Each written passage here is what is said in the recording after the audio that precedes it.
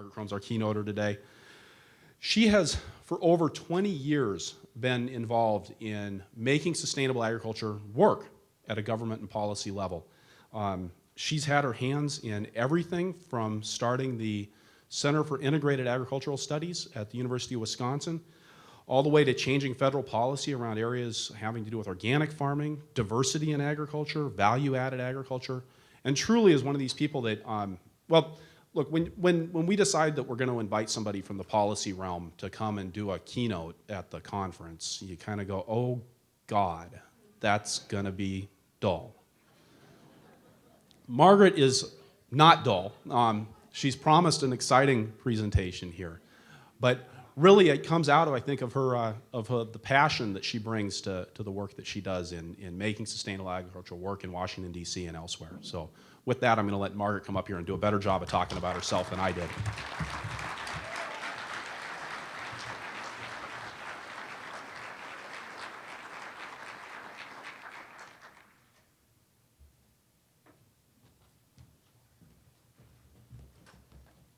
No pressure, huh? So before I give any thought to how to explain what I'm going to do, I'm going to ask everybody to reach under your seat or out of your packet or on your chair and grab this yellow sheet and wave it in the air. I've asked Mary, don't keep them waving, don't stop, keep them waving really wildly, and Mary's going to take a photograph of all of this. Woo! Thank you. That was important, and I'll tell you why. Okay, if you have read the title of this sheet, it says, your what matters? Shout it out. Your story matters. That's what this talk is about today. It is a little narcissistic of you to have asked me to come, to be perfectly honest, I think, because, in fact, this is a talk about you all. It's a talk about the grassroots power that you all have over the many, many years brought to the issues that we care about, and it's about the difference that that makes. Okay, I've been taught how to do this. Nobody ever said that I was the person to come to about technology, so let's just see how I do. This is intended to talk about, am I doing it? Intended to talk about democracy and grassroots power and how we change the food system. If you have lived in Wisconsin this last year or lived in Ouagadougou probably, you have probably heard the problems with democracy that have faced us this year. We have had some challenges to good process, regardless of party, regardless of policy, individual positions you take. It is hard to say that the processes of government at the state this year have been as open as they should be. It has been disturbing to many people to discover that literally the Capitol has been locked this year, but more than that, we've had some very important processes out of which we have been kept, and that's very disturbing. I'm happy to say that in a bipartisan way, we've had an appeals court this past week say, it's really not okay.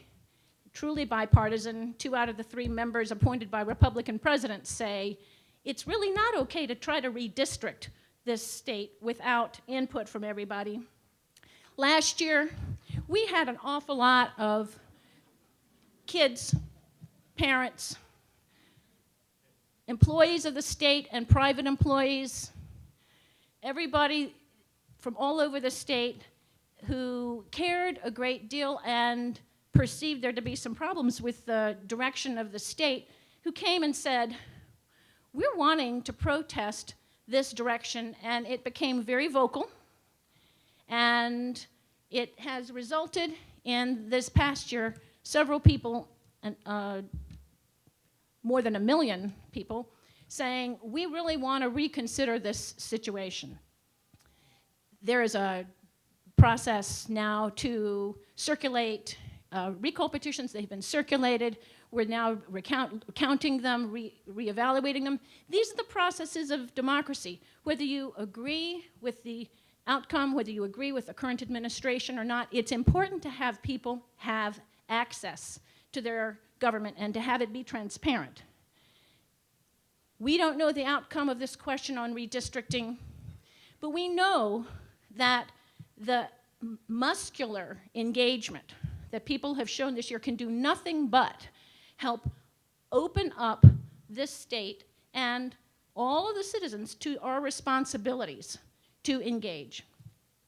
That same set of responsibilities has been manifested this past year at the federal level in agriculture. Many of you remember back last summer the debt issues, the issues having to do with the national debt. Would we extend the national debt? And out of that process came an appointment of what was called the Joint Committee on Deficit Reduction, mostly known as the Super Committee. As part of that process, the agriculture committees of the House and the Senate went through a process to create a very expedited farm bill. It was called a farm bill. It was going to completely revamp the farm bill, which should go through the full process of subcommittee hearings and committee hearings and testimony and public comment and vetting and discussion and floor debate. And none of that occurred, and this was a very disturbing process for an awful lot of people. We honestly don't even know fully what's in the bill. The bill has actually never yet been fully processed and made public. We've actually had it suggested to us. We've had leaks here and there and very general explanations. But the big point is, this was not good process. This is not democracy. And that is something that we need to push back on. With regard to the Farm Bill, the chances are very good, although it has not been confirmed, that we will have a Farm Bill this year. It may happen next year, but we actually have a lot at stake for it to happen this year. And I just want to give you a little illustration of that point and start off the discussion about what's going to go in the Farm Bill by pointing out to you why we want it to happen in 2012. We have an awful lot of programs that got mandatory funding in the last Farm Bill. That is, they got funding that where Congress said this program shall be funded. Didn't say it may be funded, it said it shall be funded. Some of those programs have funding that continues, but the vast majority, and I'm going to name a whole bunch right quickly here to give you an illustration how many of these very important programs got funded at a mandatory level, and they will fall off the cliff at the end of 2012 if we don't have a Farm Bill that reauthorizes them. They do not have what's called baseline. You don't need to know that technical stuff. The point is, they don't have ongoing funding. We need a new Farm Bill to make sure they happen. What are some of these programs? I think you might care about a few of them. The Beginning Farmer Rancher Development Grant Program. Got any beginning farmers here in the room? Yeah, we want the Beginning Farmer Rancher Development Grant Program. 2501, also known as the Outreach and Assistance Program for Socially Disadvantaged Farmers and Ranchers. Rural Micro Entrepreneur Assistance Program, helping start up new micro businesses in rural areas. The Value Added Producer Grant Program. The Farmers Market Promotion Program. We have any direct marketers here in the room? Farmers Market Promotion Program. The National Organic Certification Cost Share Program. Specialty Crop Research Initiative. Organic Ag Research and Extension Initiative. You get the point? Wetlands Reserve, Grasslands Reserve. The Rural Energy for America program, the Biomass Crop Assistance. We got some programs that we need to get funded again, and we need a Farm Bill in 2012. So we hope that question mark gets resolved this year. Some of the things that we work with Michael Field's Agricultural Institute, we are part of a national group, the National Sustainable Agriculture Coalition, and Moses is a part of NSAC. Many of the groups in this room, I think, are active in NSAC, and many of you do know it, and many of you don't know it. NSAC is, without question, in my mind, the single most effective group at bringing about policy change at the federal level to support organic and sustainable agriculture. We have an agenda that has been carefully worked through our very democratic processes, and I'm going to go really blitzing through a few key points. I was, when I first was invited to do this talk, I asked for input from a number of you about what I should talk about. And I was quite pleased that I wasn't invited to come as a star. I wasn't invited to come as a circuit speaker. I was invited to come as a grassroots organizer. And if you were to think of the image in my mind, maybe it's an image that works for you, is an image of just walking down a road with a couple of you with a knapsack on my back and a mirror in the knapsack to periodically show you a little bit about who you are, and maybe a few data points to describe where we are on the little map we've got folded up in our knapsack. That's the function that I intend to perform. In that spirit, I asked a bunch of you, what should I include in this talk? What are the things you think are important? One of my friends said, don't do the rant. So I'm not going to do the rant.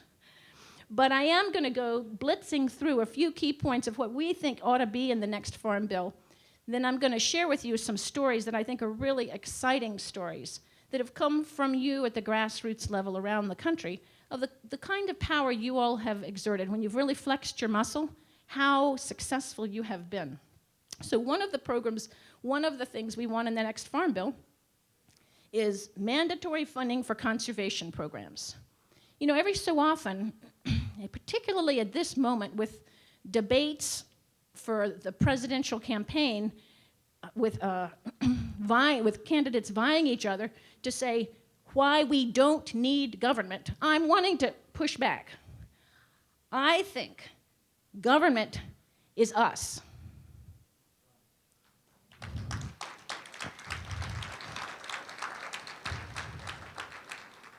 When we ask for a responsible government, that government should be about listening to the needs of society and bringing the resources of society to bear on those problems. That's what good government is and should be. Those resources aren't all about money, but a lot of them are about money, because we all know that money is the way that businesses get started, that staff gets hired to help make farmers markets happen, how CSAs function best, how organized community initiatives maintain momentum, how change happens. We have a vision for change, and that's why we are talking about funding. One of the things I do year in, year out for the National Sustainable Ag Movement is work on appropriations. Appropriations is all about the funding that happens every single year. That's usually what you call discretionary funding. That's when Congress says in a farm bill, this program may be funded. And then we go next year and have a little mud wrestling fight about which programs will get funded, how much. Mandatory funding is when Congress says this shall be funded. So we want funding for conservation programs. I don't know if you know this, but across this country, there are over 100 million acres of land that are farmland that are eroding beyond sustainable rates. That's pretty shocking when you consider we have a lot of people who raised their hands and said they want to be beginning farmers.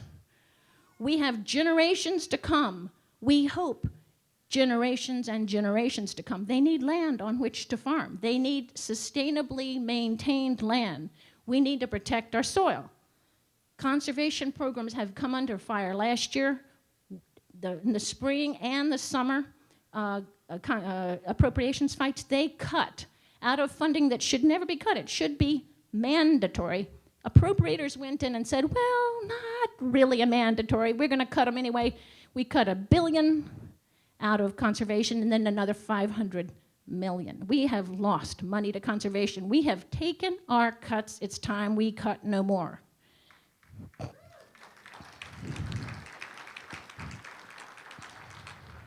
One of those programs that's especially important is a program that came out of this community, the Conservation Stewardship Program. Started off as Conservation Security Program. Conservation Stewardship Program rewards farmers for doing the right thing, then provides incentives for stewardship. We want funding we want to have policies that say, if you're going to be getting federal crop insurance, if you're going to be getting subsidies, you should comport with conservation standards. You should have conservation compliance. What does this do? It provides us with something that we all should have a right to, and that's clean water. I was a piece of my ongoing work that you may not be aware of is I sit on the Board of Agriculture, Trade, and Consumer Protection for the state of Wisconsin. 2 days ago, we had our board meeting, and we learned at that meeting that we saw a map of drinking water in the state of Wisconsin and the counties across the state. Out of the 72 counties in the state of Wisconsin, there were 27 counties that had at least 10% of their wells exceeding the drinking water standard. That's of concern. That's a real problem.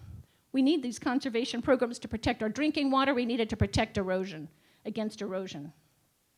We need to protect funding for energy conservation and energy production, and we need to have those programs functioning well. Last time we got some programs into the 2008 Farm Bill, the REAP, Rural Energy for America program. We got the Biomass Crop Insurance Assistance Program.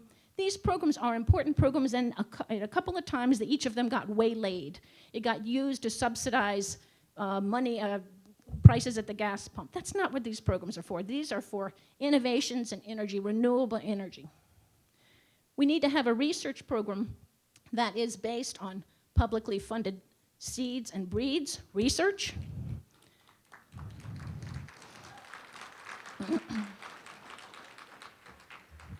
We need to have programs, again, organic research, the Sustainable Ag Research Program. We need to have specialty crop research. We need to have funding for these programs in the Farm Bill. We need to have in the Farm Bill funding for rural development. We've got several programs. They've gotten cut and cut and cut, even though they were mandatory funded. We have the Rural Micro-Entrepreneur Assistance Program. We have the Value-Added Producer Grant Program. Again, we need to protect programs that support our rural communities and their economic development. We need commodity program reform. We need to finally get past the huge loophole in the commodity programs, which says, you know, it doesn't really matter if you pretend, if you own the land and you're not actively engaged, you can still get commodity payments. We got to close that loophole. Actively engaged in farming really has to have meaning. You have to really be involved in farming. There's some specific language we're proposing to develop that. We want to see an end to the direct farm payments. Yes, we expect it to go into crop insurance, and we want to have thoughtfully developed crop insurance. We want crop insurance that includes whole farm insurance. We want reforms on the organic provision so that we actually can reduce that subsidy. We can eliminate that extra cost to organic farmers for crop insurance. We have a whole number of bills that are being introduced and have been introduced that are called marker bills. If you hear that term, all it means is these are bills that actually have their own name, but they're only introduced to help get us moving further into the Farm Bill. I got a little time signal. I've asked some people to help keep me on track, and I appreciate you doing that. Thanks. So the Local Farm Foods and Jobs Act is a perfect example of this. This is a bill that's designed to help with all of the local food movement's needs, and a tremendous variety of them. Access to credit, making sure that credit is responsive to emerging needs, socially disadvantaged farmers' needs, beginning farmers' needs, helping develop funding for processing, helping to make sure that we allow our farm-to-school programs to function optimally and other institutions to buy food. This is a very comprehensive piece of legislation.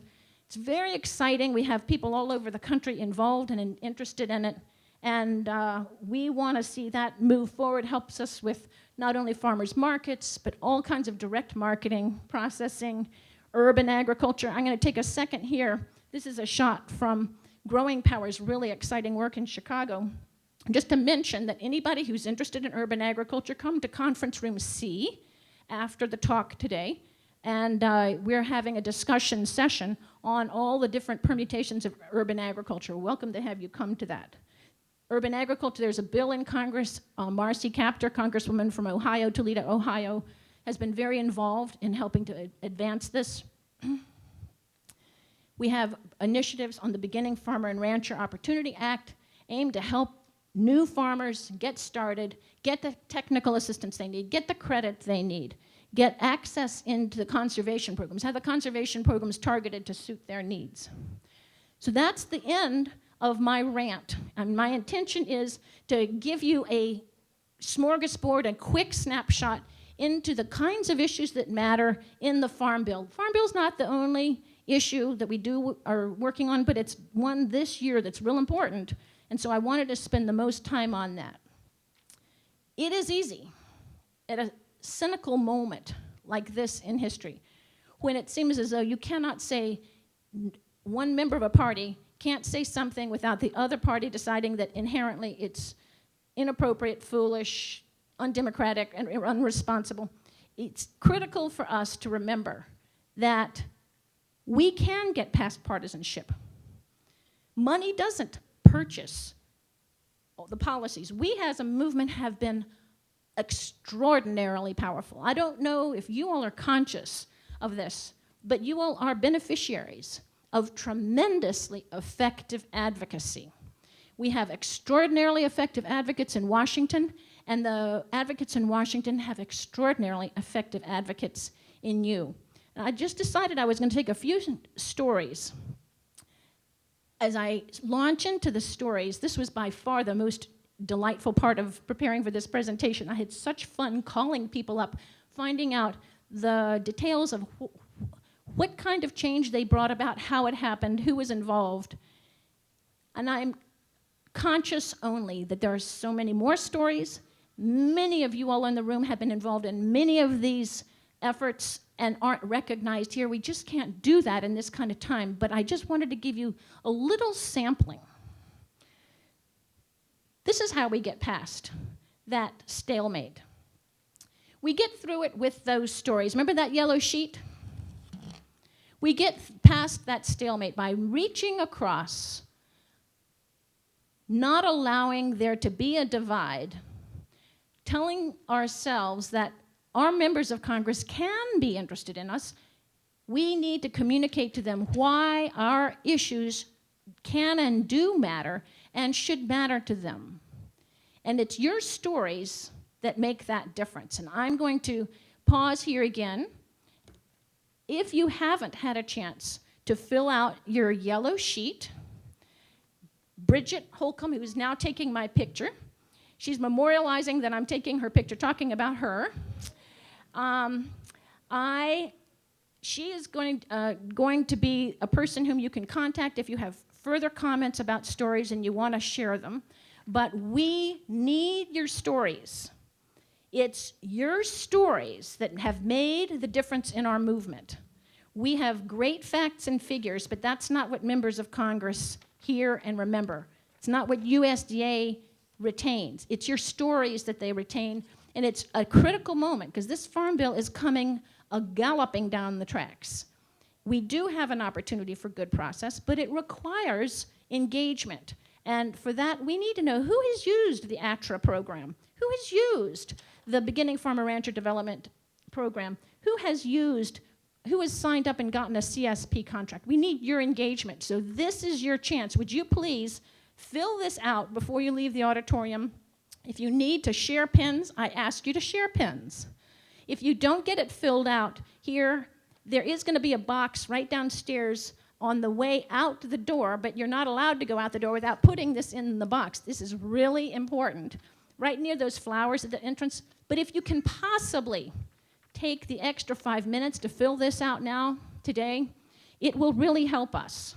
If you want to and are not on the action alert list, for example, for the National Sustainable Ag Coalition or MOSES or the Michael Fields Ag Institute, please fill out the bottom and say you'd like to get information. That'll put you on our action alert lists. It means you won't be hounded all the time, but when we need you, we'll come and let you know whom you can contact and how you can do it. Give you the basic talking points. It's really easy. So, telling your stories, grassroots power, coordinated grassroots power. It's really critical. You'll hear in these stories, I want you to be aware as you hear these stories, it's all about listening to some person who's able to say to you, here's a strategic moment for you to be telling your story right here, right now to this person. We're about to do a fly-in next week in Washington, D.C. We've been organizing farmers to get them to come, and we have specific farmers chosen from specific states. We've reached out, but we wouldn't have known how if we hadn't a means of contacting you, so please do that. I'm going to start with a story that includes Francis Ticky. Seemed like a lovely place to start. Francis and Ron Roseman and Dan Specht, Iowa farmers all, Tom Franson, Jeff Klinge, Greg Kuther. You and more were critical years ago, back in the late 1990s, in going to Senator Harkin and saying, Senator Harkin, we are really frustrated. We are farming with the commodity programs working against us. We're competing in the marketplace against people who are subsidized to beat us and whose incentives are to farm unsustainably. We are choosing to farm sustainably. We're working to support the environment, and yet we are punished for doing it. The conservation programs that had existed at that time, it was me competing against you, and often the small to medium-sized farmer lost out. So these farmers made a very compelling case to Senator Harkin. They said to Senator Harkin, please help create a program. From that was born the Conservation Security Program. Senator Harkin absolutely wouldn't allow a farm bill to pass. That first farm bill in 2002, he wouldn't let it pass without the CSP. It's because these farmers were so effective in telling him why it mattered.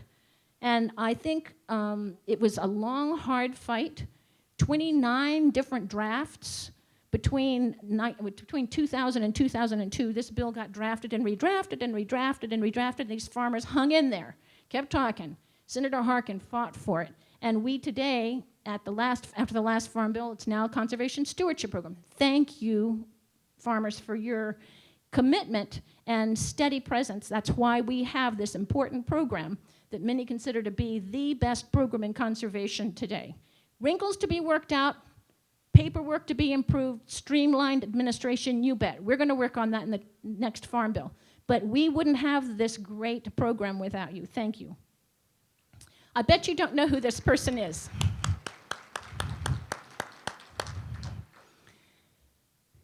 Raise your hand if you've ever used the ATRA program. Wow, I'm not surprised. And I'll bet you there are more down in room A who are watching this down there because of the overflow crowd down there. I bet you don't know who this man is. This is a congressman from upstate New York, Jim Walsh. When he first came on the Appropriations Agriculture Subcommittee, I did what I always do. I called around to the state of New York and said, so tell me about Congressman Walsh. What's he like, and who does he listen to, and what does he care about? And people said, you can't believe how anti-environment this guy is. He's never supported an environmental bill in his life. You might as well give it up, go find somebody else. It's a pretty rude awakening. So we worked hard to find farmers that he could listen to, farmers who cared about the SARE program, but who wore a tie when they went into his office, farmers who used the ATRA program, but lived on dairy farms that he thought were the kind of real farmers lived on. We understood his stereotypes, his prejudices, his presumptions, his assumptions, his thinking, and we worked hard to make sure that the messengers of these programs' importance were people he could hear and he could listen to. It wasn't more than 5 years after that Congressman Walsh single-handedly saved the ATRA program. He was instrumental in protecting the SARE program that same year. It went in for unbelievable cuts, and he protected these programs, and it was only because people at the grassroots level stood up, told their stories in a respectful, thoughtful way, and because we did not assume that he wouldn't listen. It's not about partisanship. It's about communicating effectively. This is Alison Clarke. She's one of those great organizers. I could call her up and say, Alison, help me find a farmer, and I would fill in the blank. We would find farmers. We found people who would talk to Congressman Walsh from dairy farms, people from churches all over the place. Alison's like a whole lot of people, very reluctant to send me a photograph of herself. I had to get her daughter-in-law to help me find something. Here's another story. It's more recent. It's from Illinois. A couple weeks ago, policy coordinator with Illinois Stewardship Alliance, Wes King, sent out a little email saying, can you believe it, the Illinois State Senate just passed a draft bill. We drafted the bill on saying the Illinois State Senate, wants to see a local farm. We want our farm bill to include support for local foods. And it had passed the Ag Committee a couple of days before.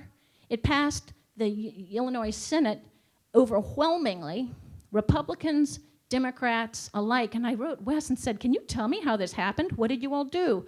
He said, we actually didn't have to do much now. We've been laying the groundwork for the last couple of years. We've been having food awareness days, local food awareness days down at the Capitol. We go down and we take tomato plants down to our legislators. We give, this past year, we've met with them. We've done meetings in their offices. We have people come from all over once a year. When farmers are too busy, they can't do it all the time, we bring them in for these big local food awareness days, and we've met with Republicans who believe in it. Last year, we passed a cottage food bill in Illinois, heavily supported by Republicans. This is not about partisanship. These are issues where you all are getting down and dirty. You are saying to your members, these issues transcend partisanship. Let's make that happen. So that's why he said when I drafted this bill, people jumped to be on board. It passed no effort, Republicans and Democrats alike. Everybody thinks this is a good idea. Bet you don't know who that is. That's Kirsten Gillibrand, now senator. But when she was in the U.S. House, she just ran for the first time for office in 2006. When she did, very early on, she set up an ag advisory committee, and a friend of mine, Steve Gilman, got on it. Now raise your hand if you've ever used the EQIP organic program. Wow, that's great. I'm going to take a minute and tell you what Harriet B. Haar asked me to point out to you, which is the EQIP organic program is undersubscribed for this year. You all need to apply to be in it, and you should do so soon. There are 2 more enrollment periods this year, one in March and one we think in June. You all need to apply to use this program. That's how you all are served by it, and it's also how we then make the case why this program needs to go forward. Don't delay. You wouldn't even have a program to apply to. If it hadn't been for Steve Gilman, he went and he just explained to her, he had other farmers come and he had them explain to her why organic farmers needed to have a protected source of funding. Some people said, oh, no, make this apart. Don't put it in EQIP. But it was really smart strategy in working with a strategist in Washington with INSAC and also Steve Etka. Many of you all know Steve Etka with the National Organic Coalition. They said, no, we want this program in EQIP. EQIP's going to be around. It's got a lot of mass. It's going to stick around. We want this organic program in EQIP, and it'll protect the interests of organic farmers. How about $50 million a year to support organic farmers? Why did it happen? Ms. Gillibrand, it was described to me, she was a constant pest. She simply wouldn't allow the House Ag Chair, Colin Peterson, to go forward without this in it. She was considered a nuisance. She was considered extreme, but she pushed. Now, she came from an extremely Republican district. This didn't matter. She heard from her constituents because her constituents were smart, and Steve was smart about reaching out, getting people who cared about this issue and broke over the partisan boundaries. She heard. She's now gone on to the Senate. We still have EQIP Organic. Several years ago, in the 2002 Farm Bill, we got a program, the Farmers Market Promotion Program. It was discretionary funded, no guarantees. Not even that, it didn't even say how much it could be funded at. We didn't get funding the first year. We didn't get funding the second year. We didn't get funding the third year, and people were about to give up. And we, in our appropriations campaign, said, let's pull out the stops this year. Let's not give up. Let's instead pour a lot of love on this program. And we didn't get a lot of money. We got $1 million. But that year, $20 million worth of applications came in, and that was really compelling for us to go into the last Farm Bill, 2008, with that kind of story. That year, we got $3 million mandatory funded, $5 million for the next year, $5 million for the year after that, and then 10 and 10 for this Farm Bill. So that's resulting from people in Ms. Capter's district. When we went and talked with a woman who is so modest, I couldn't find her photograph anywhere, and that's Sister Christine Pratt. Catholic nun, very involved in rural issues, sustainable agriculture. She went out of her way to help make this case. Since that time, RC Capter has taken this issue on as a cause célèbre. She's putting together that urban agriculture bill. It's called the Community Food and Jobs Act, another marker bill. These awfully attractive young people. One is Dylan Bruce. One is my daughter, Rosemary Ventura. There's another one who came as well and spoke in Wisconsin at the hearings on our Farm to School program in Wisconsin. Dylan Grabsky. He's not shown here, but these three young folks came as students and said, we want this in our schools. Other people came, great testimony. Bridget Holcomb, who was there taking my photograph a few minutes ago, she organized a tremendous campaign, worked effectively, and we got the Farm to School bill, this Farm to School legislation, working in a coalition with a great many of the people here in this room. We now have a program in the state for Farm to School. People have, after the program got started, it needed to get ongoing funding and ongoing education. This is Christine Micknott, who's the nutrition director at Chilton Schools, and she's taking Al through the lunch line. This is the kind of education that allows people over time to get it, to fully say, hey, this is why this matters. Here's Governor Doyle signing that Farm to School bill. Here's a story from California. I wanted an organic story. This is a guy who is an organic walnut producer in California. Last fall, after a few years of tireless work on the part of this guy, Russ Lester, Governor Jerry Brown signed the Renewable Energy Equity Act. It makes it easier for small-scale renewable energy producers to plug into the grid. He uses the energy he produces from gasifying his walnuts to freeze the nuts to kill off pests and then to dry the nuts. And then he has extra energy to sell back to the grid, and this allows him to actually sell it back. Before that, it was just solar and wind. Now he's made it so all small energy producers could do that. That was directly because he did hearing after hearing after hearing. He got 2 county boards of supervisors to support it. The utilities did absolutely everything they could to kill the bill. He was resilient, stuck with it, pushed, and they ended up with this great bill.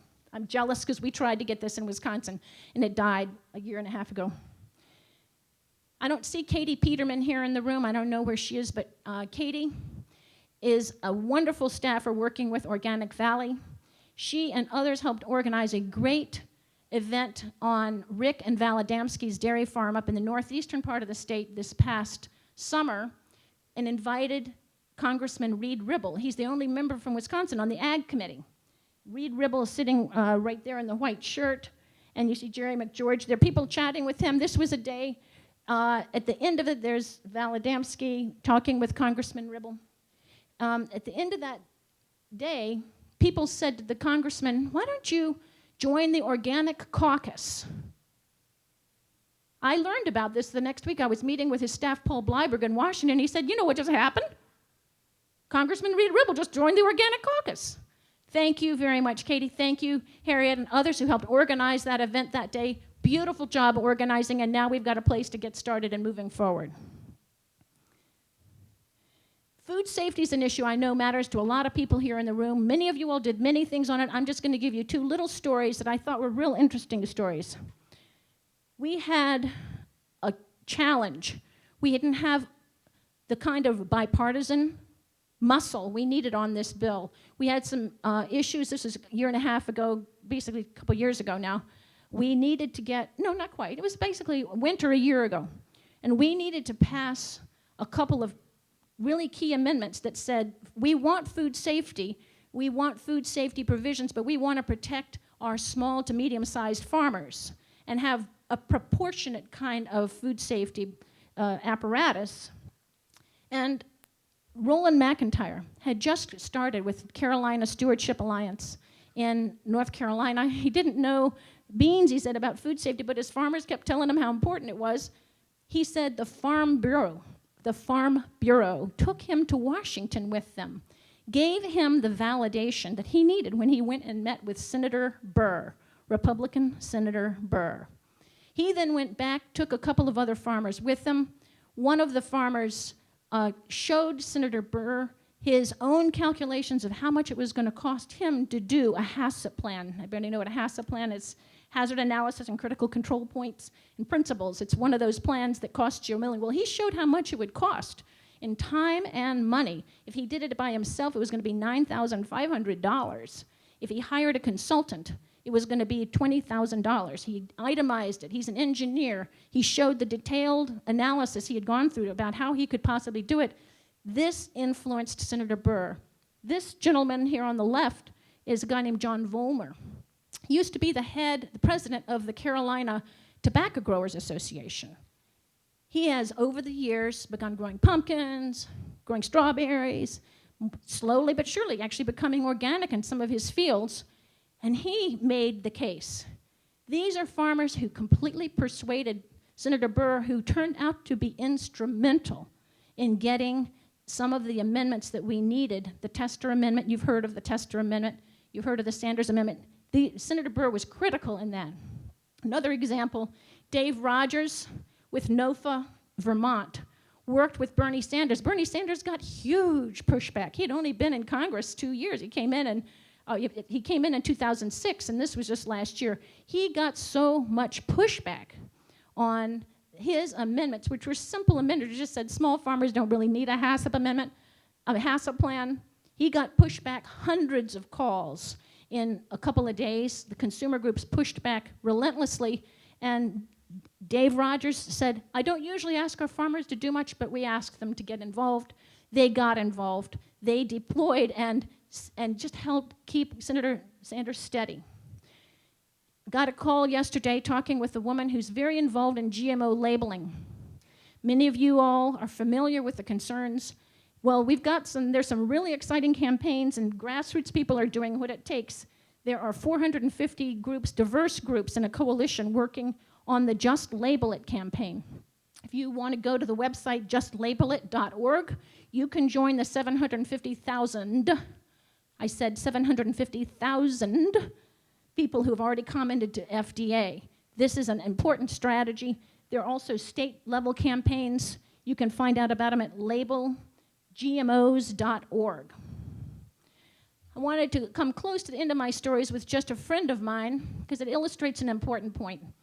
This is my friend Kara Slaughter with Wisconsin Farmers Union.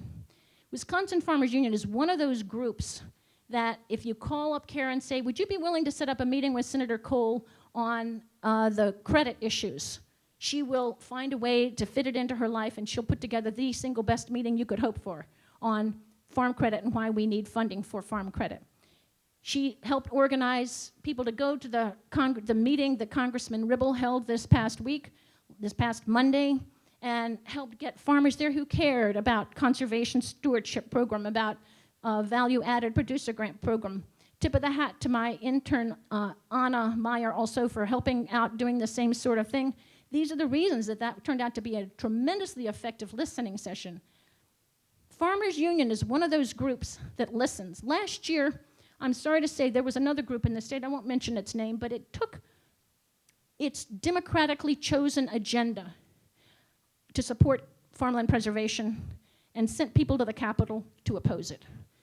We need to have people who are members of farm groups who don't do the right thing, hold them accountable, and we need to have people join groups like Wisconsin Farmers Union when they're doing the right thing. And I want to say to you, eastern part of Wisconsin, if you're a farmer there, go down to the Wisconsin Farmers Union booth and sign up and become actively involved. Help us get engaged. We need to help Wisconsin Farmers Union be as muscular. They have got such good staff. We need to support them as they're supporting us. Last thing I want to say to you is, I told you if I was walking down the road with you, I'm holding the mirror in my pocket. Well, here's the mirror. This is just to share with you what you all have done. A couple years ago, we came to you 3 years ago and said, the Center for Integrated Ag Systems needs you all. If you've ever used it, contact. We told you the senators in the state, people at the university who needed to hear from you. You all turned things around. It was tremendously effective. Last year, we said to you that ATRA and conservation programs were at risk. You all made phone calls. Today, we're about to have Senator Herb Kohl join me in a very few minutes. And when he does, I'm going to both thank him for his strong support, and then I'm going to do what you do when you have a meeting with a member of Congress, and that is I'm going to put an ask to him. When I do, it would not be averse for you to stamp your feet and raise your hand and huzza, huzza, huzza. That'd be a perfectly nice thing for you to do. You've done it before, let's do it this time too. So here's some of the things you all can do. First of all, you give input. So when we sent out farm surveys, Farm Bureau bill surveys, we asked you, what do you care about? We heard from you. Thank you. When we held listening sessions, you talked with us. When we send you action alerts, we encourage you, please respond to them. We appreciate that. We try not to send them if we don't need to, but we're grateful when you do respond. That's why we have the muscle that we do. Tell your story. Respectfully, thoughtfully, short, brief, germane stories. That's how we gained our power. Meet with your members of Congress. You don't just have to wait till they come up to the head of the auditorium like Senator Kohl's about to do. You actually can go to their offices, meet with their staff, in district or in DC. Buzz, become buzzers.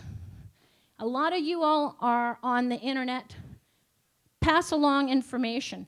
I suggest that you do it checking first with the organizations with whom you are coordinating. Make sure it's a coordinated effort. And if they say buzz, then buzz. It's really smart to make sure when you're exercising your engagement and you're passing your voice, make sure that you're doing it in a thoughtful, constructive way. Host events, field days. If you're a business, an event to celebrate the next step in your business. Invite the media when you come. And then send your member of Congress the clip about what you've done. It's really important. Support the NGOs who are doing the right thing. Support the farmers who are going to these fly-ins in Washington, D.C. I mentioned the National Sustainable Ag Coalition's doing a fly-in. They need help to support the farmers who are going. It's about supporting our movement. If you can, go to their website and offer to put in a little bit of money to help support the farmers to get there.